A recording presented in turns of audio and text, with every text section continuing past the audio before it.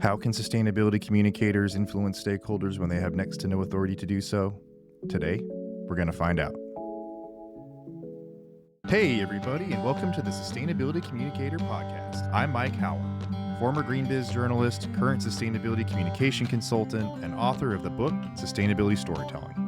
For nearly 2 decades, I've helped companies figure out how to talk about sustainability without drifting into greenwashing or hiding in silence.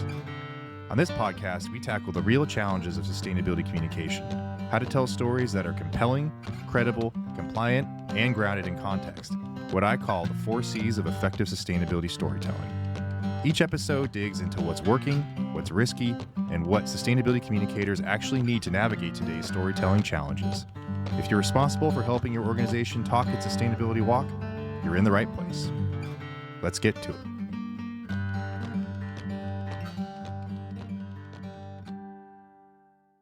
If you've ever felt like you're doing important sustainability work that nobody seems to care about, or worse, work that you're not allowed to talk about, this episode's for you. My guest today is my friend Aman Singh, Director of Global ESG and Sustainability Communications at Kenvue, the company behind brands like Tylenol, Neutrogena, Aveeno, and Listerine. Before Kenvue, Aman spent nearly 4 years at Walmart, and before that she built her career across journalism, agency work at Edelman, and even ran her own sustainability comm shop. Aman and I have a lot in common. We both started as journalists, we both worked the agency side, we both ended up as sustainability communicators trying to figure out how to get companies to actually talk about the things that matter and in the right way. So this conversation felt less like an interview and more like two people who've been in the trenches comparing notes. We get into what it really means to influence without authority inside a big organization, why the old volume equals visibility playbook is dead, and how to think strategically about greenhushing, because staying quiet out of fear isn't a strategy. But neither is blasting press releases out into the void. We also get into what actually moves people, not just educating them, but understanding how humans make decisions and working with that and not against it. Aman was also kind enough to be featured in my book, Sustainability Storytelling. So you'll hear some of those threads come up here too, just with a little bit more candor than you might get on the printed page. But let's get into it. Hey, Aman, it's so good to have you here today. Thank you, Mike. Excited to be here. So first question I want to ask you is kind of the $1 million question. And I'm sure the whole episode could be about this, but what is the hardest part about being a sustainability communicator in 2026? Oh man, you're right. This is a full episode worth of conversation or therapy. Yeah. I mean, I will say, having been on the agency side and having been in-house, I think we are in a moment where we really have to come back to being agile and be willing to adapt to different situations and also be willing to go back to old methods which we thought were passe, like Mhm. going back to storytelling and what does influence look like. Someone was asking me the other day, what does influence without performance look like? And I'm like, what does that even mean? Like, let's What talk does about that it. mean, Yeah, actually? and I think what she was trying to get to is, how do you influence internally on things like sustainability without being in the C-suite, without having the corresponding Mm, title, without mhm. having kind of the flair and the access to the right rooms? And that was a really interesting question. I was like, that actually is apropos for what comms people do. We're always behind the scenes. We have to figure out the ways and channels to influence and get people where we need to get them. And often that's internal. I've heard people describe it as influencing without authority. That's it. Yeah. Yeah, I think that's it. Yeah. And I think that's the real challenge today. There's too Yeah. many priorities. The Mhm. priorities are changing too quickly because of geopolitics and Yeah. just the external environment and the supply chain, just fragmentation. And Mhm. so, how do you get people's attention? How do you keep a priority a priority? Um, and I think finally, like in communications, everything comes down to reputation. That's all changing very quickly too. Right. So I think that is being a core member of a comms team and then making sure your issues are front and center. Yeah. So kind of digging into that, you're currently at Kenvue and then you were at Walmart before and you've had lots of different types of roles where you've had to be that person who influences that authority. How have you done that? Can you share any Yeah, learnings from your experiences?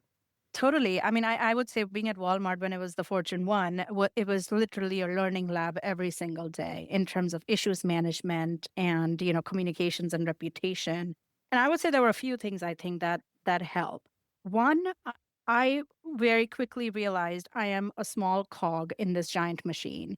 And so what I really need to do is influence people to see how this work can help them be better. better at their job, better at whatever their goal is for the year. That could look a lot of different ways based on the function. So I started to really talk about sustainability from the perspective of their goals for the year. Mm. Can this help them do things differently or better? Can I provide them with an additional audience group? Can I amplify their work? And so it became more about how can I support you versus how can you help me get my news out or get my communication out? I think that attitude helps because instantly people just kind of relax and realize Right. you're not coming in with an agenda, you're not coming in with an ask, you're there to support them. So that continues to be helpful. And I really do think the biggest part of our job is connecting the dots for them. What is not a sustainability issue if you think about long term resilience and business growth, right? So Mhm. being able to talk their language and being able to connect that for them, I think has been very, very helpful. And then I think the second piece is endless meet and greets. Endless. You would need to make as many friends as you can across the organization. And not in terms of promoting yourself, but more around Mhm. I'm doing this, I sit in this team and I'm here to support you. And I'm here to make sure you're doing what you need to do really well and what can that look like? Let's talk about it. And half of them will lead to something really interesting and the other half will hopefully become friendships. But you end up becoming a resource for people when they need a counselor, when they themselves are facing at Walmart, like it was everything from a product related issue to a corporate commitment issue.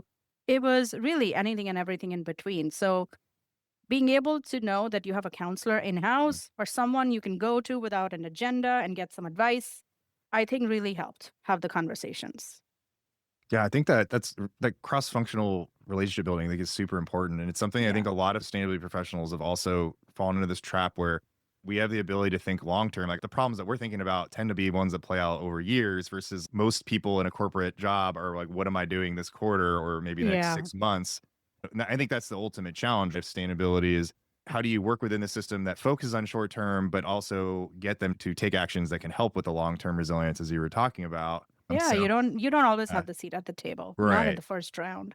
Yeah, Right. but I think that is where I'm realizing especially in the last couple of years, like stories are really helpful. And you can't tell stories or influence people through stories if you don't know them, right? Like Right. connecting sustainability to someone's allergy or Yeah. someone's kid going through something and Right. talking to them about, have you considered this? Have you considered that? The water issue, the pollution piece in countries like India, you don't pick up on that stuff till you don't know people. And once you do, if you can pick up those pieces, I feel like that just opens up people's minds differently than like, we have this goal and we got to hit it by 2030. Right. Let's talk about it. So thanks, by the way, for being interviewed for my book. Oh, So one of the thank you. chapters you have a Q&A, but one of the things I wanted to tie back to the book was, so in the book, I talk about how a lot of corporations have what I call formal sustainability communicators, which are people like you and me, sustainability people who are also communications people. So we're equally comfortable in a sustainability strategy meeting or like a PR engagement meeting. Yeah.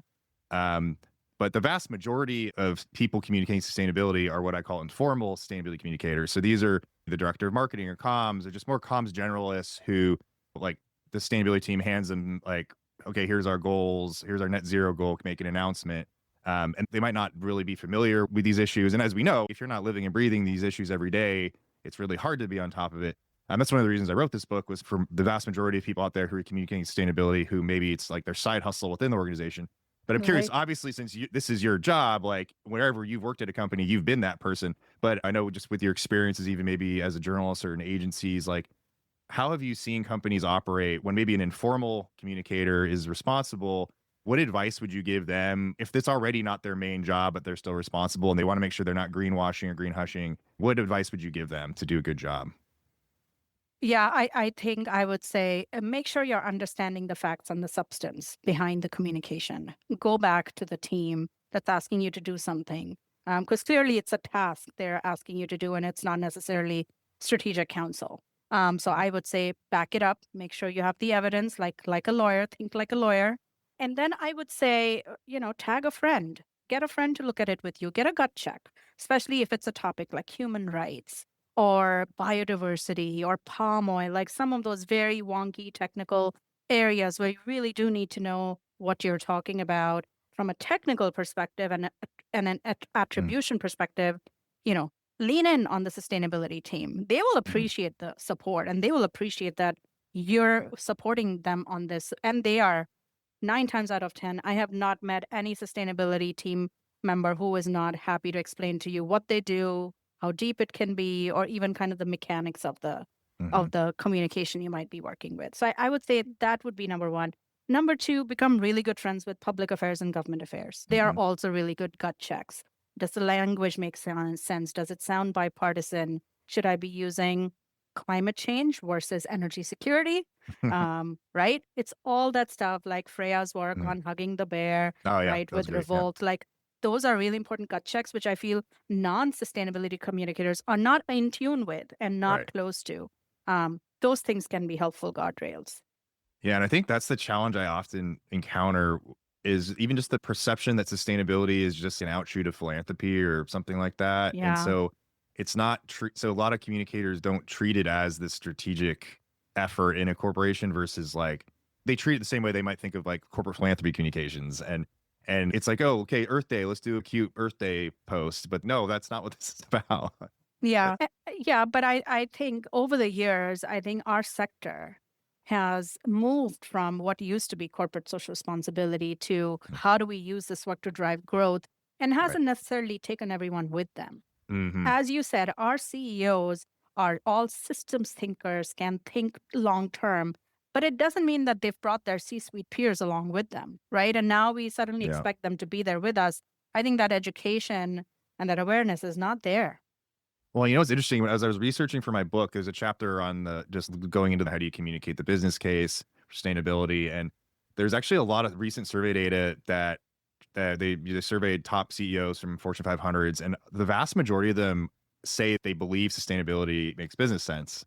Yet they're still not prioritizing it. So that's what's really fascinating to me. That I think a lot of sustainability conferences we're spinning our wheels about we got to make we got to throw more data, we got to make a better business case. It's like no, it actually actually CFOs too. Some CFO surveys are showing that they get it too. They'll both acknowledge that sustainability is an opportunity and makes business sense, yet still not prioritize it. Which is why I always think it's a storytelling thing in the sense that people can know that it's the right thing to do and then still not do it for various reasons. Like maybe Yeah. it's there's more immediate concerns that are distracting them or whatnot. But I think that's the role of communication storytelling is like just educating people isn't enough. And it's not just about inspiration, because I think I've heard that term so many times. Yeah. But it's more about how do you understand how humans think and make decisions and then activate that to actually get them to do what you want them to do. That's it. I mean, I will say, having moved from a retailer to a consumer health company where everything we do is about the products we make, it has been a real lesson in consumer insights. And so then my role then becomes how can I make sure the consumer insights these brands are bringing in to inform innovation include sustainability? Because it's not Hmm. front and center of what's being asked of the average consumer. So even if it is a simple question as, would you buy a refill over a regular product if it was the same price and same value, right? Um, Asking people what they do with their recyclability packaging. Do they even know how to recycle where they live? I think so. It's like that's the influence without authority. Can I Hmm. work with the consumer insights team to make sure they've just put in those couple of questions? Hmm. And if nothing comes out that's useful for us, that's fine. But if we can keep collecting the data year over year, Hmm. we will start to see the trend. Either people really are still going to care about it or they're going to continue to not care about it. And either ways, it'll give us something to react to from a product innovation perspective. So shifting gears to kind of your current work. So, at Kenvue, you're responsible for communicating sustainability. Can you just tell us a little bit about, well, first of all, for those who aren't familiar, Kenvue actually owns a lot of brands that people are familiar with, but maybe you can explain what Kenvue does, like what maybe some of these brands are. And then also, what's kind of like your high level strategy for communicating sustainability? Who are you trying to reach and how do you go about it? Yeah, sure. So Kenvue is a spinoff from Johnson and Johnson about 3 years ago. We all the brands were kind of moved into one company. So everything from Aveeno and Neutrogena, Listerine to Motrin, Tylenol, Zyrtec, OGX. It's a pretty long list. We're in Hmm. 65 countries. About half of our work is outside North America, so fairly large. And I joined about 15 months ago to lead their communication work on sustainability. And so a lot of the work for me has really been about introducing Kenvue to the world. People know J&J, people know the brands, people did not know corporate Kenvue and what we stand for.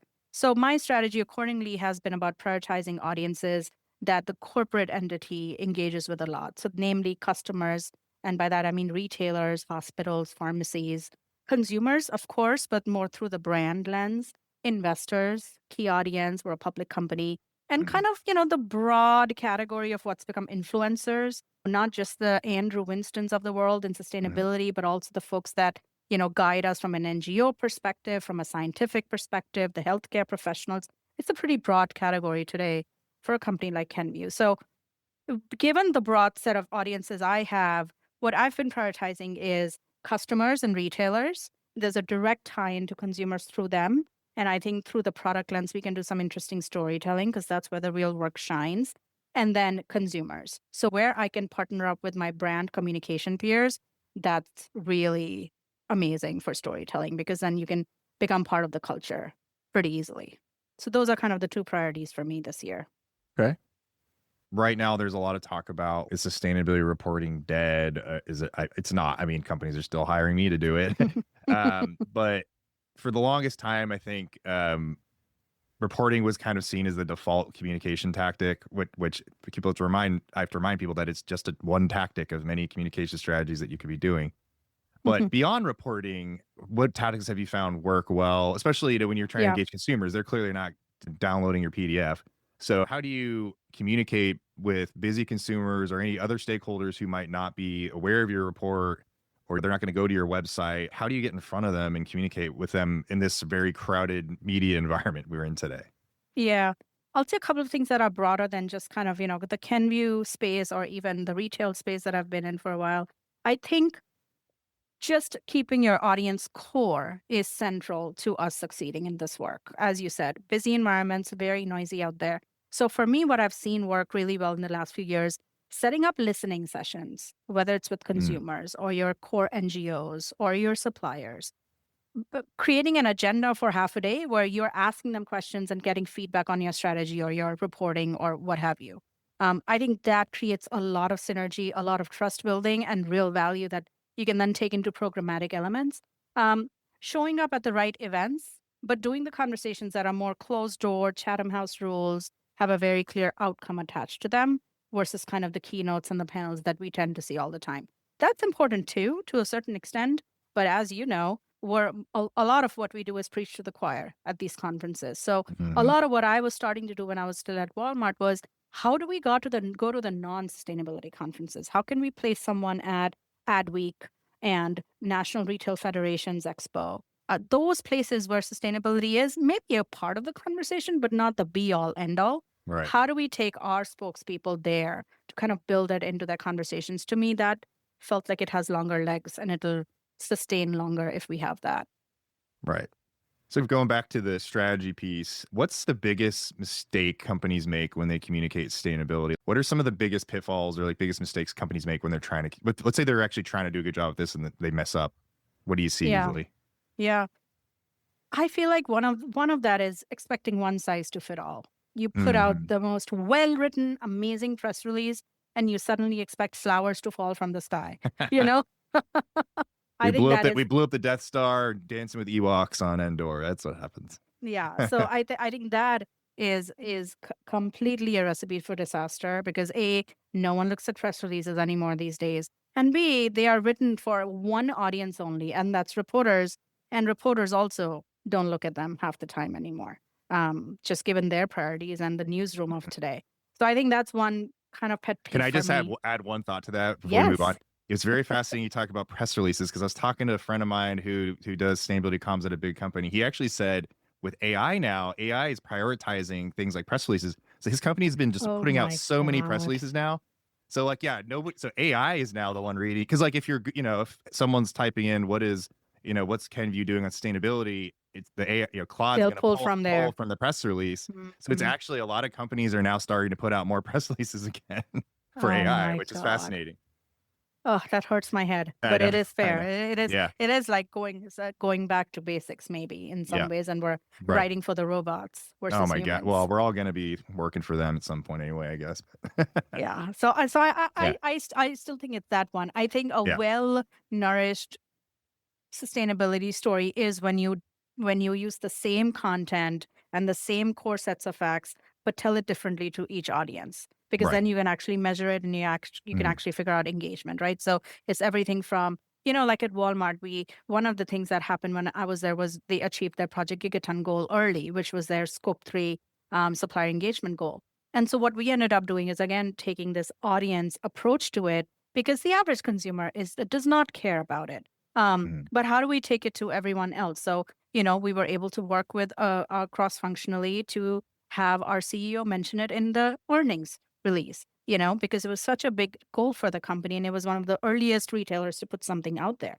Then, we talked about how do we get in front of our NGOs to help us guide what does the next 10-year goal look like?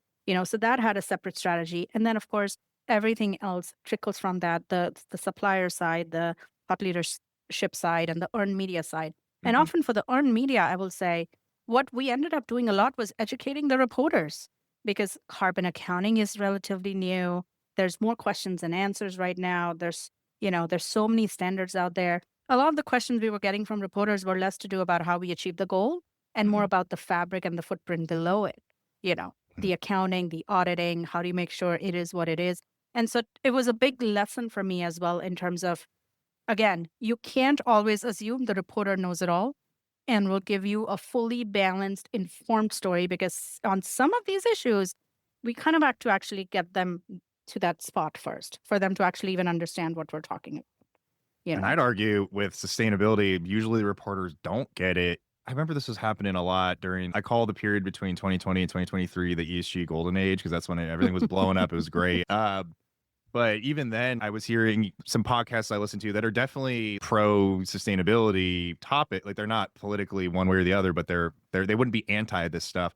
And even the way they were describing ESG at the time, I would just yell. And when I was walking my dog, listening to the podcast, because they're just like, that's not what this is. Mm, And it's like they mean well, but they don't know what, because there's no one like doing this beat, right? And so you've yeah, got like yeah, the green business, I guess the trellis now, the trellises of the world that have a few dedicated people, but like even at Bloomberg, you got climate reporters, but they're not necessarily sustainable business experts themselves, right? So I totally. feel like that makes it even harder when you don't, and journalism itself, like we were just talking about before we started recording, what's this going to even look like in 10, not even like 5 years, probably. Yeah. But yeah, that education piece is how do you convince reporters about topics that they might be familiar with writ large? They might cover sustainable business, quote unquote, but they're still not, they don't know all the intricacies of this stuff. And we were both Yeah. journalists. And that's actually a good segue. After this, I want to talk about your background because we have similar backgrounds. But as a journalist who doesn't know this stuff inside and outside, how do we as sustainability communicators help them in a way that, Yeah. without being condescending, how do we help them? Totally. Yeah. That was the other piece I was going to mention Yeah. on your previous question about common mistakes, which is, do not think you can preach to anyone or Mm, teach anyone anything. That's a fallacy. People do not hmm. want to be told to or taught. You kind of have to meet them where they are and open the conversation differently. So I think it's that tone and style piece. That an example that comes to me is Raw Teas. Raw Teas does their product so well that they Hmm. really don't need to go outside of their box to tell a story. Hmm. Those who love the product, those who love the circularity are all in. And Hmm. everyone else likes them for the looks and the styles and the constant innovation. And Hmm. to me, that's the kind of the tension is Right. gone from the storytelling. Um, Tom's did that right earlier with buy one shoe and we'll donate a shoe to a Right. child in need. And that was an easy one. Hmm. But the preaching part, I think that has been kind of, the sustainability folks know they know more and spend every waking hour trying to solve these problems. But that Right. doesn't mean we put the burden of that on your audience. We Right. still have to meet them where they are. I want to ask a question that is the one that everyone in their space is afraid to talk about. It's green hushing. So everyone's new mutation of greenwashing that we all loathe. So it's very fascinating this time that we're in right now.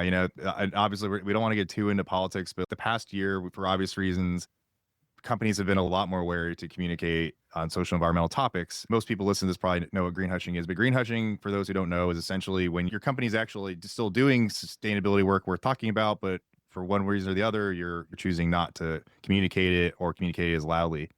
Um, it's interesting where we are now, a year into this administration, because I feel like a year ago everybody just like went underground and hid, and And now, like I've been trying to tell companies, green hushing is not necessarily inherently bad, but you got to have a strategy. You don't have to be constantly out blaring from a megaphone, but you can't just hide and be quiet out of fear. And but you can be strategically quiet and strategically vocal. And I'm just curious, from like a high level, what you've been seeing across the board. You've been doing this longer than I have. How do you think this is going to play out? Companies can't be quiet forever on these topics. So Yeah. what would you tell a company that's maybe green hushing right now, who's like afraid to communicate? What would you tell them? Like, what are the risks? And instead of just hiding in fear, how can you develop a strategy to do better? Yeah. I mean, I think the days when I was at CSR Wire, early 2010s, where really the model was volume, Hmm. volume, volume, volume. As you said, that was another wave where a lot of the programs were starting to get into setting goals, first time meeting, announcing new strategies, new commitments. Paris Agreement was fresh and new. 1.5 was everywhere. Those It were the was good old days when everything felt there hopeful. was momentum. It felt real. Yeah. Yeah. Um, the strategy was volume. And so what I did at CSR Wire was tell my clients, this is not going to be a one-way street for too long. Stop just sending out press releases. Let's get to you in front of your community on Twitter and let's have a conversation. Hmm. Let's have you do a blog and open it up for comments and respond to every comment. Let them understand that you are intentional with this work. And that will give you much better feedback and legs to keep running with versus the one-way volume PR newswire just keep getting blasting out every little thing we did. I think we're never going back there again. I don't think it served them well then. I don't think it serves people well now. I think for the companies, like Google is a great example. They are Hmm. continuing to do, I think, excellent work in sustainability, Hmm. despite all the noise about data centers, despite all the news about energy demands. And they're communicating about it, but they're not communicating it with a loudspeaker as a press release. Kate Brand builds it into her conversations Hmm. wherever she goes. She puts it out on LinkedIn. They include it on their website. And they have the advantage of being the search engine of choice. They do it through their taglines and their Hmm. visuals. But it's built in. No reason to stop. Right. They made an announcement a couple of weeks ago about investing in super pollutants. Mm. Um, Again, super nerdy, but Hmm. they did it in a pure Google way. They did Hmm. a blog, they put it on their website, they put it on LinkedIn. So it reached the audience they needed to reach. So I really appreciate that. I think where it's built in, it sustains. I think Costco is another example. They've obviously been in use for many other reasons, but for them, it's so core to their whole Hmm. recruitment strategy and their retention strategy that there is no decoupling it. Right. Their people love them for that. Their employees love them for that. So it's such a core story to them. And at the same time, we've seen other companies struggle with that. So I think, again, not going back to Walmart again and again, but I think their approach to shared value is sustains them. It's a decision Right. making framework, and they use that to talk about the things that matter, but they keep their consumer and their audience really front and center.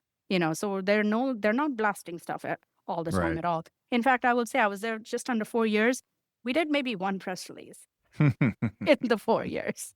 So It's funny you say that because that era was when I think I was writing for GreenBiz, Snail Brands, Intro Pundit at the same time. And I like what I would do every day was go to CSR Newswire and just look for stories yeah, because right. every day there were just so many releases coming out. And Yes, and I exactly. think yeah, that's a very good point that I hadn't thought of before. Of we were in this era before where everybody was just trying to talk about everything all the time, even topics that might not be material to their business, especially when we're talking about social topics.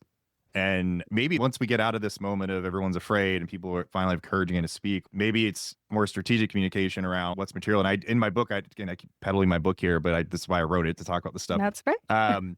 I talk about how companies can conduct what I call a sustainability storytelling assessment, which is kind of like a playoff materiality I love assessment, that. where you actually just look at, a lot of it's going to align with your materiality assessment, but thinking about like, all right, these are the topics that are actually important for us to talk about sustainability wise. And then also kind of do like a risk relevance Yeah. analysis of, okay, this is a topic that's material to us. What's the risk of talking about it right now? And also, do we have the right to talk about it? Have we done enough to talk about it? And I think for so many years, companies were just like, we all want, everyone wants to be engaging investors and being seen as sustainable when they weren't necessarily doing anything. So I think it's very fascinating to me that we're in this area of silence so that maybe when we get out of it, the next round of sustainability communication could be more targeted, more quality over quantity, and actually work more than just shotgunning out messages. Exactly. I mean, I think where it's built in, it'll stay. Yeah. Yeah. Great. Well, I know we have time for one more question. The final question, just kind of want a little softball for you, just to talk about your career. So we just had the hardball one, so now we'll have the softball one. I always like to kind of talk about how people get to where they are, especially as sustainability communicators, because I think it's, none of us had a linear path. I think you and I had a very similar kind of random path where, journalism, agencies. Just quickly tell us, why did you get into this? Were you born to be a sustainability communicator, you think? Or why did you go down this path, and what got you to where you are today? Sure. Throughout school, I thought I was going to be a mathematician. I loved math. Really? I am the opposite of that. I I'm not a loved math. numbers. I loved Really? numbers. And my parents were like, maybe you should go into accounting or finance. And Oh, and, wow. and I Yeah. grew up in India, where it's the race to the top. You are Right. dealing with a billion other kids Yeah. for a very small pool of jobs. Right. At least back then. Yeah. But something in high school, and I actually did in my undergrad in India, and then again here because of the way things work here. Oh, right. Yeah, and Man, you had to go to college twice? I have a yes, I have a double undergrad. Oh, wow. Okay. Almost. But undergrad taught me that actually writing was where I thought I could make a bigger impact. And so the more I got into it, the more I kind of said, I really want to be in journalism. And some of it was the political environment there at that time. This was early 2000s. 2001 had not happened yet, 9/11. And some of it was, I was very deeply purposeful. I wanted to make a difference. I really felt like I'm one of billions. How can Right. I do something that I can be proud of? It was kind of that sentiment, and I really had no idea how I would do it. So for me, that meant journalism early, got into journalism. My first job was Wall Street Journal. Very quickly realized this was not for me. Very hierarchical, very kind of regimented in terms of just ways of working and process. And so then, moved into other things. And then the 2008 recession happened. And then that was kind of a light bulb moment for me. It was, no one was really hiring. People were not really talking about purpose or even service. And then I started to learn about something called CSR. That's when I got introduced to the field. And because we had time on our hands, the more I went into it, the more I started reading about it, the more it appealed to me. So that's when, like back in the day, I don't know if you did one of these, but I did a whole course in GRI and CSR reporting and frameworks and standards. Yeah, I got GRI certified way back when, yeah. So, and there was something in there that appealed to me. Maybe it was the math nerd, the logical nerd in me. But I was like, there's a method to this. This is not just about companies giving away some money. It's actually about, how do you make your money be more responsible? How do you do what you do more responsible? That got the bug, and that kind of took me into, CSR Wire and then Edelman. And actually, between those two, I had my own freelance work, which was Sing Solutions, for a couple of years. I so like I've been that. It's in. got a I've nice been, ring to it. Thank you. I've been in your seat for Yeah. a couple of years. And then I was in agency for a bunch of years. Got to do so much work across sectors. And then got recruited by Walmart. So that's how I got in-house. Nice. But as you said, there was really no method or even no way of predicting where I would be. Yeah, I wrote a piece recently in my Substack just talking about my career path. I get asked this so many times. So I was like, I'm just going to write something. And the metaphor I came up with is that, well, life in general is like making a bunch of dots that seem random at the moment. And then in retrospect, they connect. And then you're like, oh yeah, you're right. that got me to where I am. And it's something I wish I could tell my younger self to just chill, because you're always like, oh, am I on the right path? Am I going to make a mistake? And like, I was just so true. I was just talking to someone I mentor, a former direct report, who's deciding whether or not to go to grad school. And she has really good opportunities. She got into 2 really good programs. And I was like, well, first of all, decide it's grad school right for you, but also which one should you go to? And I was like, at the end of the day, you're going to make the right choice. There's no wrong choice here. And life is very long until it's not. But generally speaking, life is pretty long. If you make this choice, you'll end up there, and you'll be where you need to be. And the key is to not be paralyzed in fear, and to just have your principles and stick to them. Someone told me once, I'm stubborn about my goals, but flexible about my methods, which I think is kind of what you have to do in a sustainability career, right? Like, because we're not accountants. It's not like you go to a company, you're like accountant 1, and then you get promoted to accountant 2. Like it's It's very, and like So true. we don't even know what our career is going to look like in 10 years. We have to consistently evolve and change. And, Yeah. but anyway. It reminds me of the jokes we heard from Stuart Goldstein this year. Oh, yeah. Yeah. We're Yeah. constantly reinventing ourselves I mean, I think to honestly, change the light bulb. I mean, honestly, I feel like that's just today's economy in any job. So, That's true. That's fair. but anyway, Yeah. that's a great place to end. But Aman, thank you so much for your time today, and keep up the good work. And look for more Sing solutions down the road. Let's see. You never know. That would be like a great blog or like a Substack if you ever wanted. I have one. It's just been dormant since like, I don't know, 2017, 2018. Too many. Yeah. Well, that's my fear when my kid comes. Am I gonna have time to do anything anymore? Exactly. It's out there in the world, and I pay for it every year. Oh, that's funny. Well, it's always there if you need it. That's good. Yes, that's right. It lives on the internet. Thank you. Thank you for doing the book. It is such an essential tool, I think, to grow our sector. One of my pet peeves, and it might be self-serving, is that our core peer group is so small still. I know. You know, for those of us who do this full time, that is, and not as a side gig. That I'm hoping that your book not only it's very action oriented and full of tools, but I hope it also inspires people to think of this as a credible, purposeful opportunity. You know. Thank you. That's why I wrote it, and well, hopefully people will like it. They will. Okay. I bet they will. That's it for now. Thanks for listening. If you want more on sustainability communication, new episodes, and deeper dives into the ideas we talk about here, you can subscribe to my Substack newsletter, The Sustainability Story. You'll find the link in the show notes. And wherever you are in your sustainability storytelling journey, good luck and keep at it. We need you out there. You're not doing it alone. I'm with you all the way.